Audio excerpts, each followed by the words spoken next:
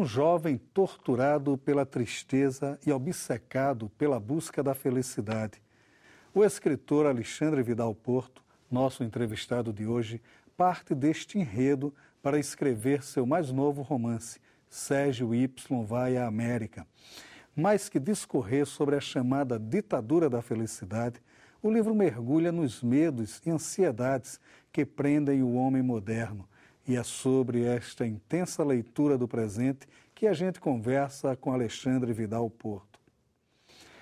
Na Dica de Leituras, a gente se aprofunda ainda mais neste universo caótico atual, lendo Paisagem de Porcelana, de Cláudia Nina, e Bonecas Russas, de Eliane Cardoso.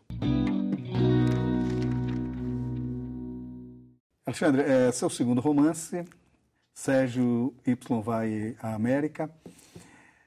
E é um romance que é interessante porque eu acho que ele se aproxima muito do que está sendo feito hoje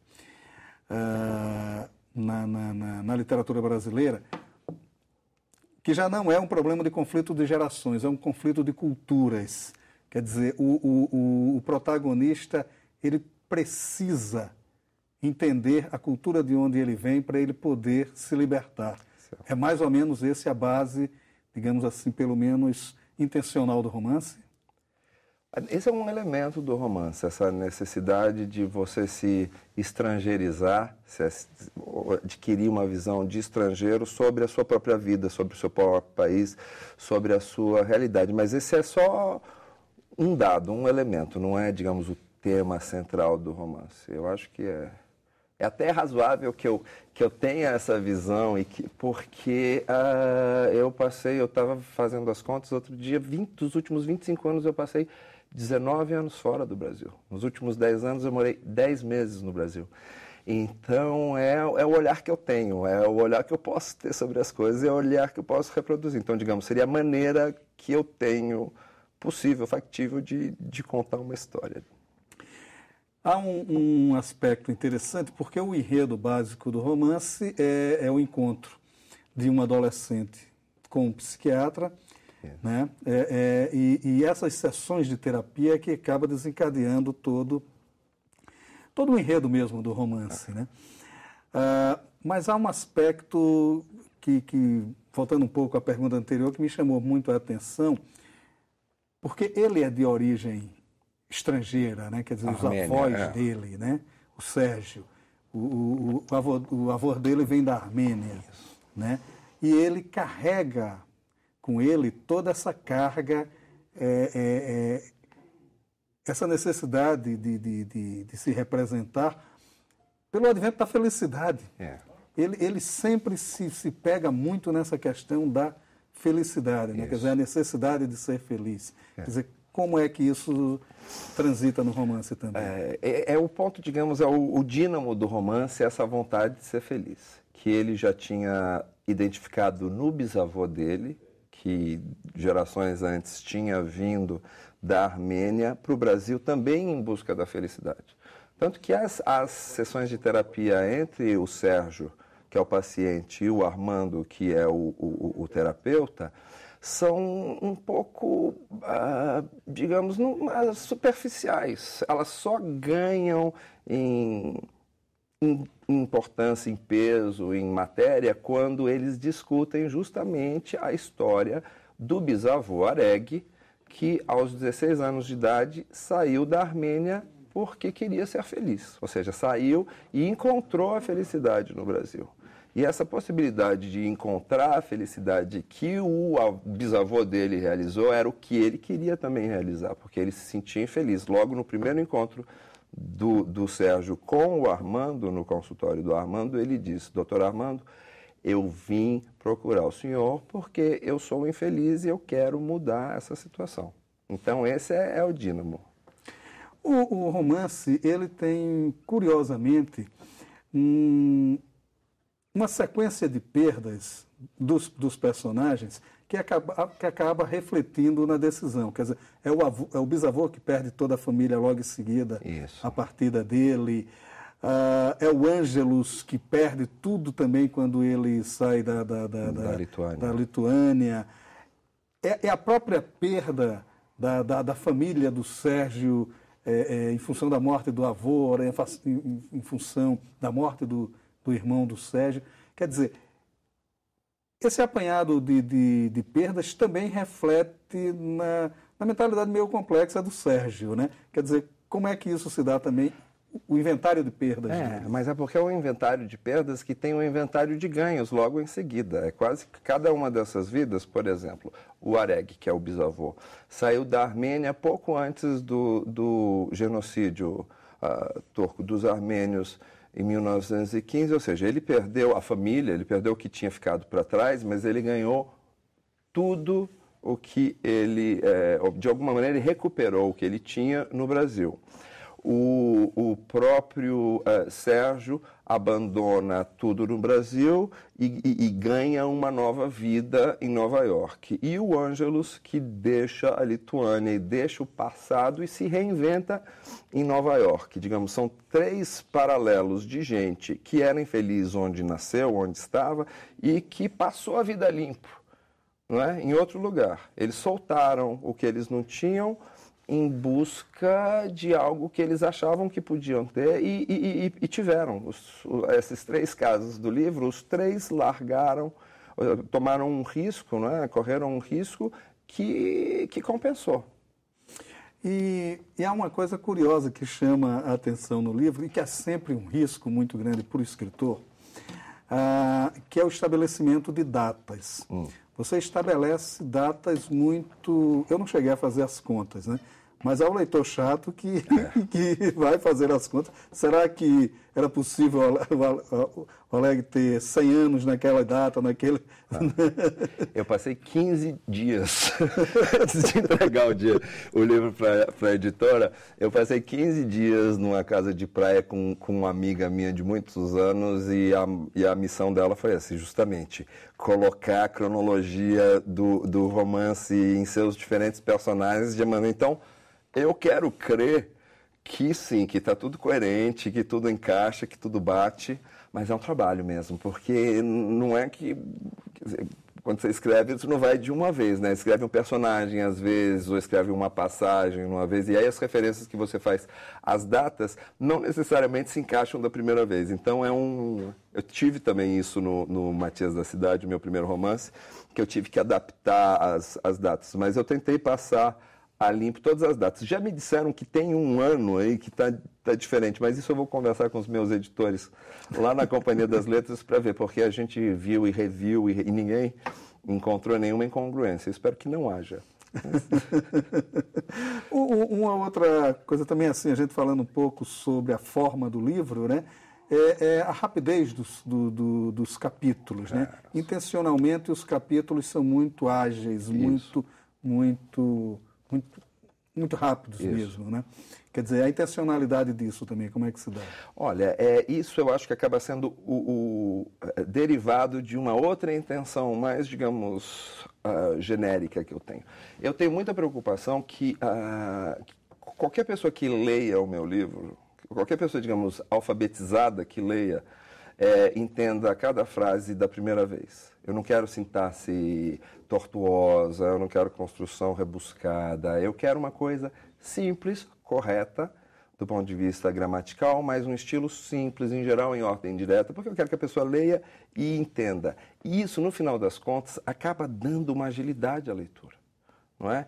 E agora, a questão de dividir os capítulos, porque eu acho que é muito bom para o leitor ter a sensação de avanço na leitura.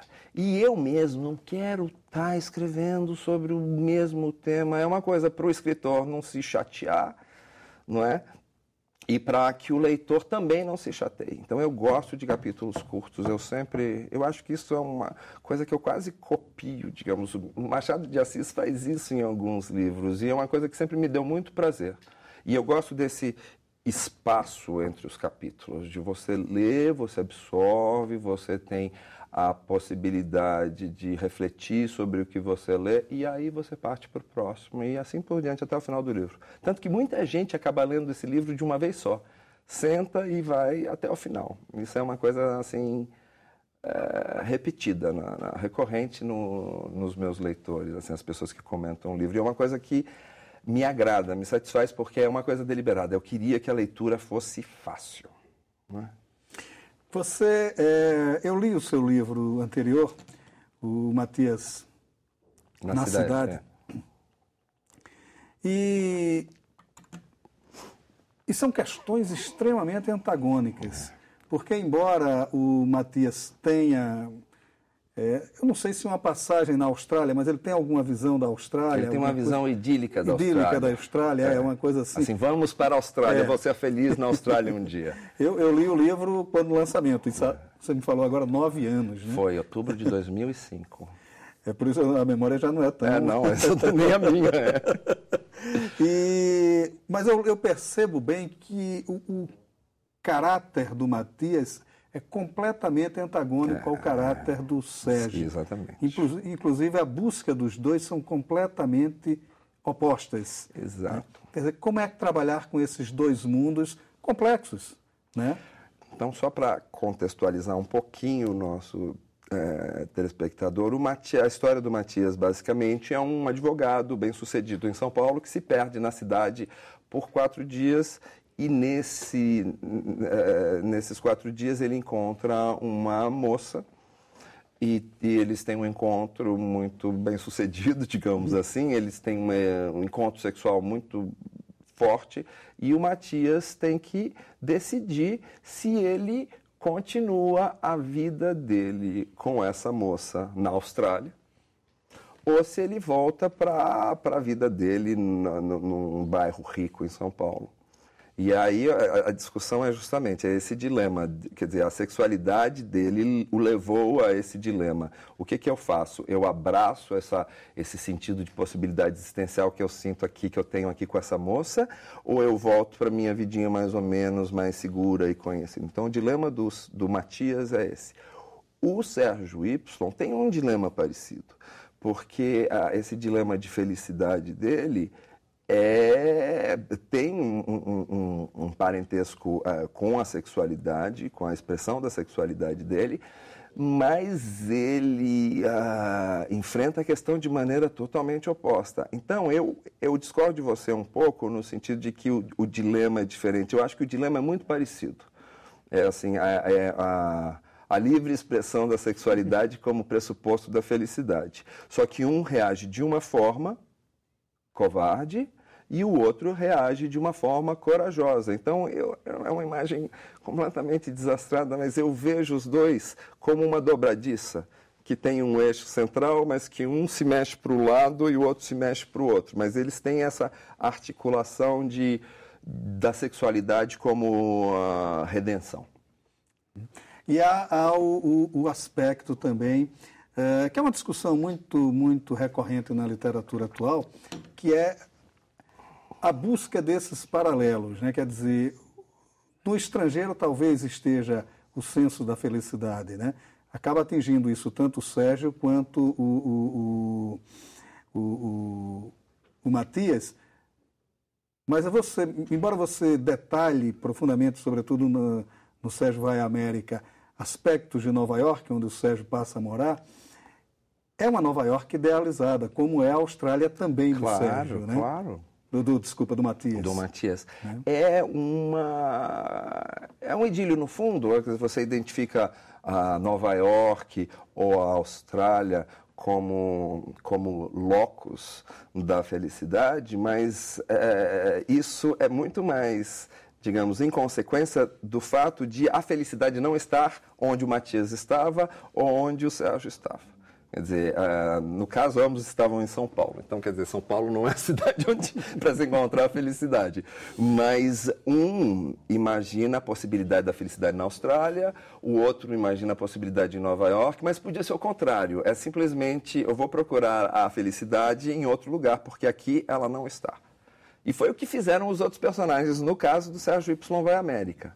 Né? Mas essa questão que você toca digamos, da tradição, da busca pela felicidade, ou desse diálogo entre gerações, né? O Sérgio foi basicamente para Nova York porque ele tinha o exemplo do bisavô, não é? Que tinha saído em busca da felicidade e se salvou da morte, porque se ele tivesse ficado na Armênia ele teria sido liquidado.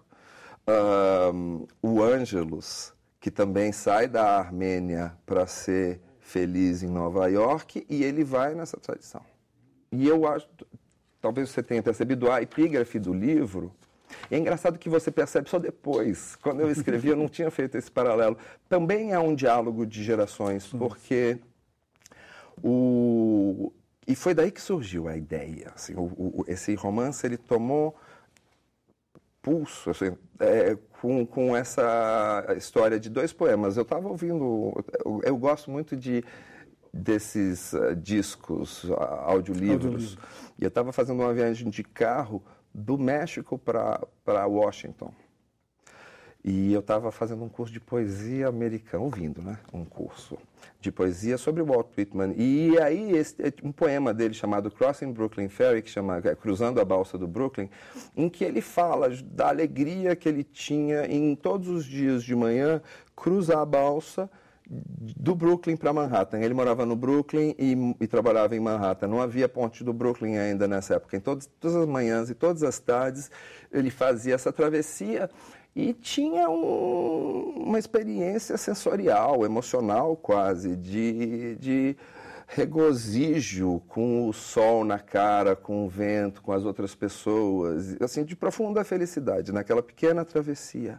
E esse poema ele escreveu para todas as pessoas que fariam essa mesma travessia e que teriam essa mesma sensação de satisfação e de felicidade ao sentir o céu azul, o sol na pele, o vento na cara. E 60 anos depois, o Fernando Pessoa entra em comunhão com esse poema e responde num poema chamado Saudação ao Walt Whitman. Ele fala assim: Walt, eu sou um desses para quem você escreveu, e aqui eu estou de mãos dadas com você, fazendo... Isso é a ideia, é o Sérgio Y dando as mãos ao bisavô e a Ângelus e todas as pessoas que fizeram essa viagem em busca da felicidade antes dele. E o Pessoa que não teve como sentir essa sensação de atravessar a balsa do Brooklyn, né? Ele nunca... Não, ele eu não sei se já tinha ponte, mas nunca foi aos Estados Unidos. Ele nunca foi aos Estados Unidos. Não, exatamente. Né? Então melhor ainda, porque é uma comunhão espiritual. Uma comunhão espiritual. E de outros tantos que virão, né? Alexandre, uma coisa que você toca sutilmente no livro, mas que é uma questão curiosa também, são os dramas éticos do Armando, do psiquiatra, né? Até que ponto ele pode, né, dialogar com o Sérgio, ou pelo menos torna público esse diálogo, né? Isso também é uma forma de ele buscar a própria felicidade, a sua inquietação diante do drama que ele não pôde ajudar, claro. Supostamente não poderia ajudar o Sérgio, né? E como isso pesa nele, né? Então, a narração para ele também é uma forma de busca da felicidade. Busca da importância dele, ou melhor, da responsabilidade dele numa história que ele inicialmente acha que é uma tragédia e que depois ele descobre que não é tão trágica assim. Mas eu acho que no caso dele, que é o narrador do livro todo, tem 2 questões. Tem essa questão dele querer se apaziguar, ou seja, eu não tenho nada a ver com isso, eu não sou culpado pelo destino do Sérgio Y, mas ao mesmo tempo tem a questão da vaidade. Porque logo no começo do livro, quando ele se apresenta, assim, eu sou um dos melhores médicos dessa cidade. E ele diz, isso pode parecer pouco modesto, pode parecer imodesto, mas é assim que se referem a mim quando comentam o meu trabalho. E então tinha a questão ética, tanto que, por exemplo, o livro se chama Sérgio Y, quer dizer, esse Y é Iacubian, ele se refere à família. Teresa Iacubian é a mãe do Sérgio Y, mas ele nunca nomeia o Sérgio inteiramente. Ou seja, o paciente dele não é Sérgio Yacobian, é Sérgio Y para, de alguma maneira, resguardar a identidade. Mas é uma questão ética, por um lado, mas é uma questão da vaidade dele também, que ele aprende, ele diz no livro que a importância do Sérgio Y entre todos os pacientes que ele teve foi porque o Sérgio Y ensinou a ele a humildade. Então, ele não é tão bonzinho assim. Tem um pouquinho de ética, mas tem muito de vaidade nisso. É natural, né? Aquela coisa dele, ele se sente realmente o grande médico, o grande psiquiatra da cidade. da cidade. É um livro interessante, realmente. Agora, você já está escrevendo um terceiro romance. Estou escrevendo um terceiro romance. Quer dizer, vai continuar assim nessa linha... Na linha sexualidade? Vou, estou escrevendo já. Eu gosto até de contar um pouco, porque me ajuda a compor, o exercício de composição. Mas eu tenho duas histórias paralelas, meio que se retroalimentam, que todas as duas têm a ver também com questões de sexualidade. Uma é uma senhora que descobre que o marido era homossexual, mas isso já depois da morte dele, e vai em busca de conhecer o homem com quem ela foi casada durante anos e que ela achava que conhecia e não conhecia integralmente. E a outra história é de uma mulher já se aproximando dos 40 anos de idade e que nunca teve nenhuma oportunidade de relacionamento emocional, sexual, e que descobre a sua própria sexualidade também tardiamente. E essas duas mulheres, elas se conhecem por razões profissionais e elas têm essa descoberta do mundo por meio da sexualidade ao mesmo tempo. Porque, embora a primeira, a mulher do homem que morreu, esteja buscando a sexualidade do marido, não a dela, nessa busca ela descobre muito do mundo. Então, é um pouco isso. O que eu estou escrevendo. Maravilha, já está bem adentrado. Tá, eu já entrei essa coisa de estar totalmente dedicado à literatura, ajuda, porque agora eu tenho tempo, então depende muito mais de mim do que... Quer dizer, depende só de mim, na verdade. Alexandre, obrigado por sua participação eu que agradeço, aqui no Leituras. Maurício, muito obrigado. Foi ótimo. Tá? Obrigado. Entre a delicadeza e a aspereza desta forma bem direta, pode ser lida nossa literatura atual. Os autores se debatem, ora com a violência até psicológica da vida, ou simplesmente vão debulhando as angústias com um toque de suavidade. 2 livros nos dizem bem deste fenômeno. O primeiro desses volumes, o romance Paisagem de Porcelana, de Cláudia Nina, lançada pela Rocco, nos conta das desventuras de Helena, uma brasileira perdida no frio da Holanda e envolvida com o misterioso Ernest, holandês descendente de paquistanês. Tudo é mistério e angústia no livro, inclusive a linguagem.